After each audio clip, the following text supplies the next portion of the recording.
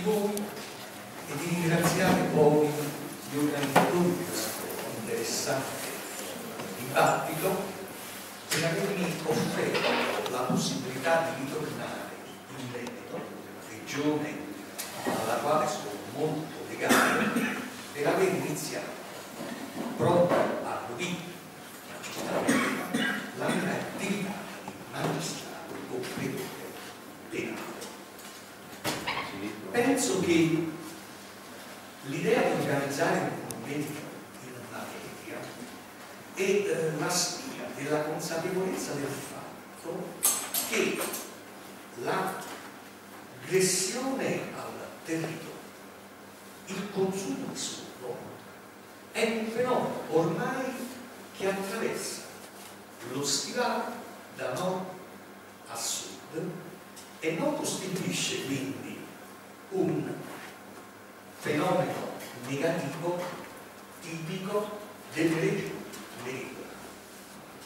Quindi ben venga un confronto tra chi opera al nord, al centro e al sud.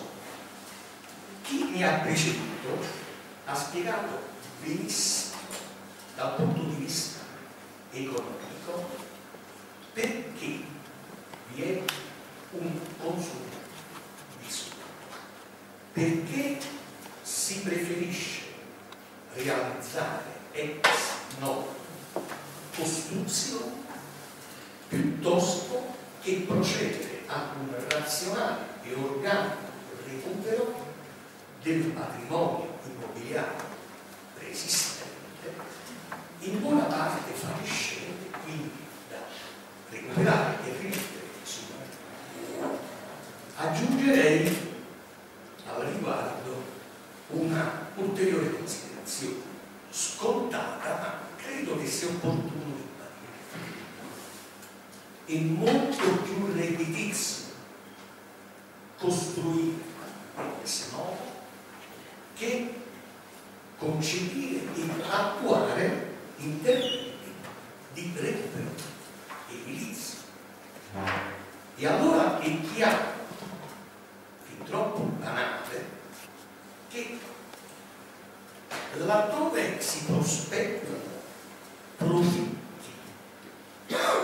notevoli, la criminalità organizzata, comunque denominata in sede locale, mafia in Sicilia, Camorra in Campania, è sempre in atto. E di questa presenza soffocante ormai anche le comunità sociali del centro nord stanno purtroppo prendendo atto. Io credo che questo inserimento nel tessuto economico sociale del centro si debba far risalire ai primi anni 70, allorquando, attuando una politica sicuramente da ritenere errata, si inviava i mafiosi al soggiorno obbligato nelle regioni settentrionali. Io ricordo di essere stato ispettore a Rovigo nel 74-76 ed ho processato molti mafiosi che avevano violato le prescrizioni del soggiorno.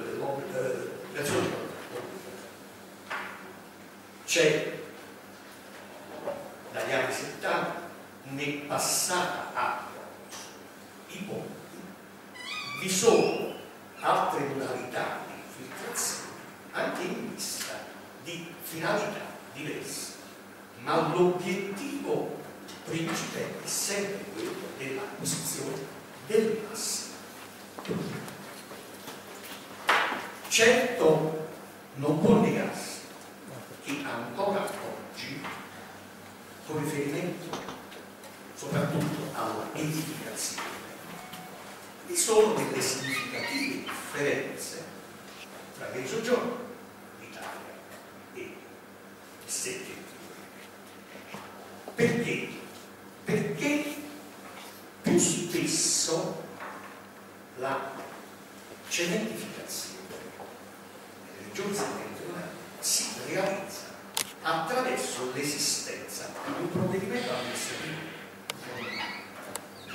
che poi esso ex post risulti illegittimo o addirittura frutto di collusione tra pubblica amministrazione e privati. Scusate, questo è un altro discorso. Devo rispondere al tema del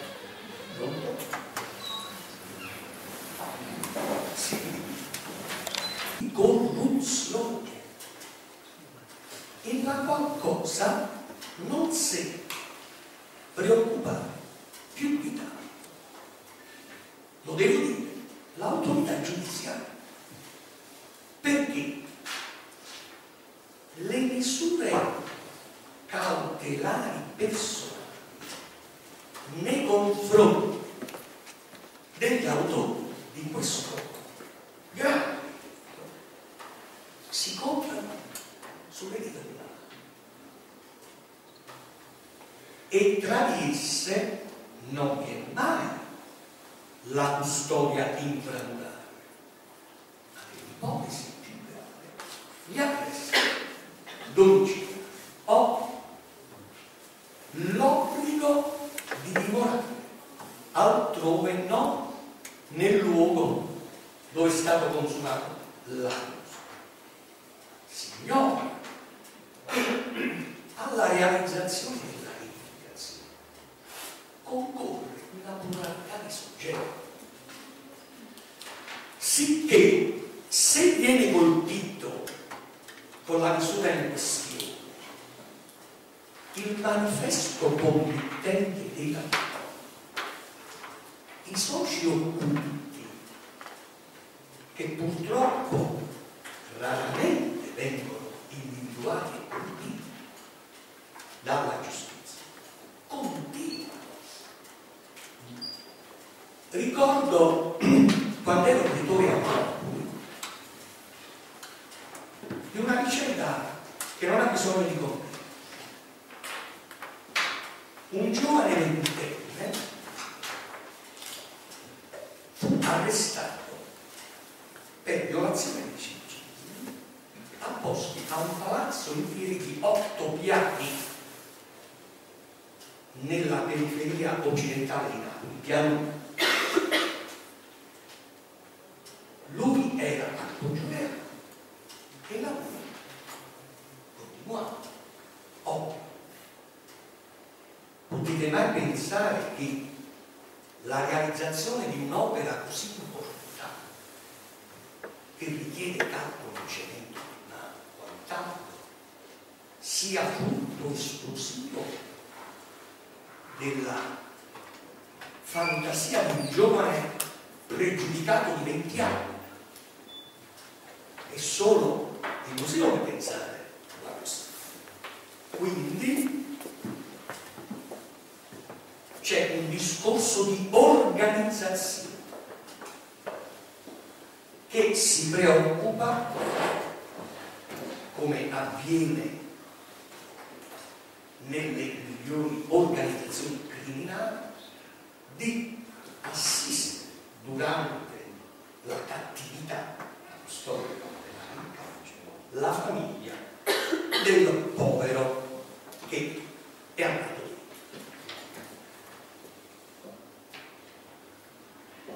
Quindi un'organizzazione che non scherza, che raggiunge i suoi obiettivi attraverso 2 snodi fondamentali: la gestione delle cave, che forniscono il materiale senza del quale non si va avanti, e l'acquisizione di suolo, di terreno, sia esso edificabile che immediato.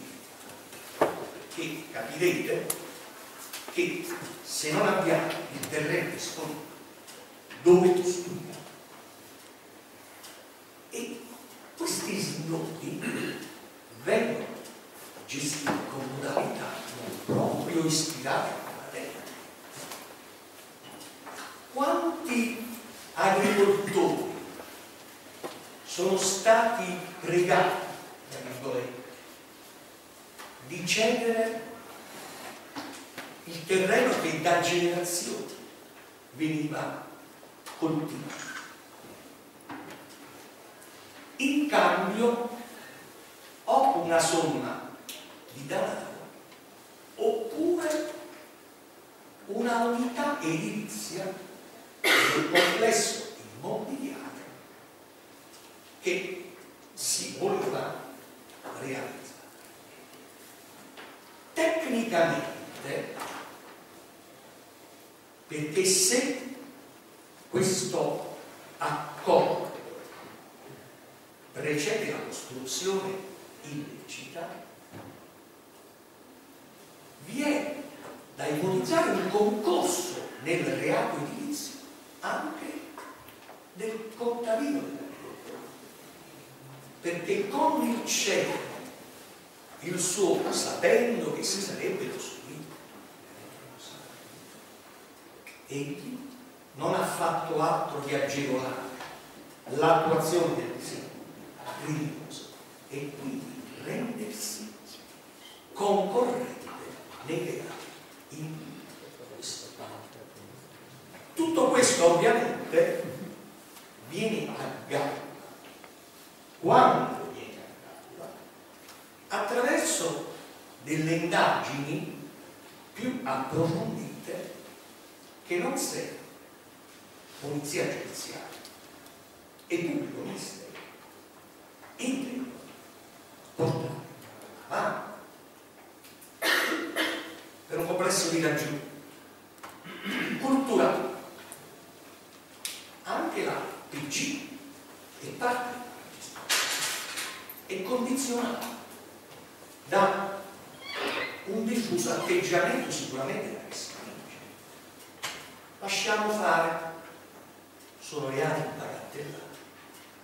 La gente ha bisogno effettivo, reale di abitazione, che l'ente pubblico non è in grado di offrire a prezzi accessibili, soprattutto ai ceti meno abili. Ma per di più, a livello di polizia giudiziaria, come noto, l'azione preventiva e repressiva in materia è svolta soprattutto dai corpi di polizia municipale, poi in maniera residuale dalle stazioni dei carabinieri, e solo quando si chiude l'operazione che va a finire sui giornali da altri organismi di polizia. E sappiamo tutti come i corpi di polizia municipali siano fortemente condizionati dal potere politico locale, che non ha interesse ad una seria, efficace azione di prevenzione di ragione. Ho fatto riferimento poc'anzi, il consenso sociale, i voti a facilità, perché spesso intervengono anche fatti di vera e propria corruzione, così come peraltro ha denunciato il presidente della Corte di Appello di Venezia, Regione Veneto, nel corso della inaugurazione dell'anno giudiziario 2012. L'alto magistrato ha sottolineato come vi sia stato un incremento di reati contro la pubblica amministrazione in connessione con la mala gestione del territorio da parte della pubblica amministrazione. E questo è sicuramente un dato che deve farci riflettere. Gli enti locali, se avessero applicato le severe sanzioni previste dalla legge, osservò una volta un autorevole magistrato, Mario Cicala, l'abusivismo edilizio sarebbe stato sfiorato sul nascere. Appena si inizia, si accade. Oppure, laddove non ci siano rilevanti interessi ambientali, il Consiglio Comunale, con delibera specifica, acquisisce. Tutto questo non avviene quasi, ma anche perché, a parte ragioni elettoralistiche, oggi esprime uomini o direttamente legati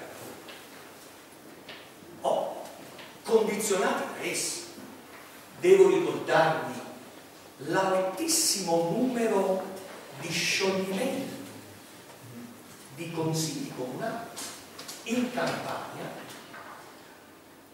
per irregolarità connesse alla gestione del territorio. Questo mi sembra che sia la prova di quanto emerge dalle indagini e che tutti quanti i giornali indicano. Ancora, che il collegamento abusivismo edilizio, criminalità organizzata è un fatto frequente. È provato anche dalle recenti risultanze di un'indagine condotta dalla Procura della Repubblica sull'isola Ras. La sezione ambiente e territorio da me coordinata sequestra e procede in maniera così rigorosa nei confronti di una grossa costruzione da disporre il piantonamento per evitare notte e giorno da parte della polizia municipale del comune di Foligno. Beh, lo stesso immobile 3 mesi dopo è stato sequestrato dal GIP su richiesta della direzione distrettuale antimafia, perché secondo la DDA si tratta di un immobile frutto di prove di criminalità organizzata. Questa è una prova lampante. E guarda caso, lo stesso soggetto inquisito dalla procura ordinaria e dalla procura distrettuale compie abusi edilizi e per questo viene denunciato anche alla Riviera, una elegante strada del centro di Napoli nella quale sono presenti ristoranti alla Montana. Mi sembra che il cerchio si chiude. E mi avvio alla conclusione perché il relatore fa il suo, il moderatore fa il suo. Mi chiedo e chiedo soprattutto agli addetti ai lavori che operano nel mezzo, ma il discorso ovviamente riguarda tutti il tempo. Ha ancora un senso dividere in modo netto nell'ambito dell'organizzazione delle procure sezione ambiente e territorio, reati di criminalità organizzata, quando in certe realtà del paese è sempre più grigia la zona tra criminalità comune e criminalità organizzata. Di ciò ha preso atto con grande intelligenza il procuratore della Repubblica di Venezia, magistrato autorevolissimo, il quale con un ordine di silenzio perfettamente legittimo ha ritenuto che della direzione distrettuale debbano far parte tutti i procuratori aggiunti coordinatori delle varie sezioni, perché quel limite da cui parte l'attuale organizzazione delle procure della Repubblica non ha più alcun senso. Grazie.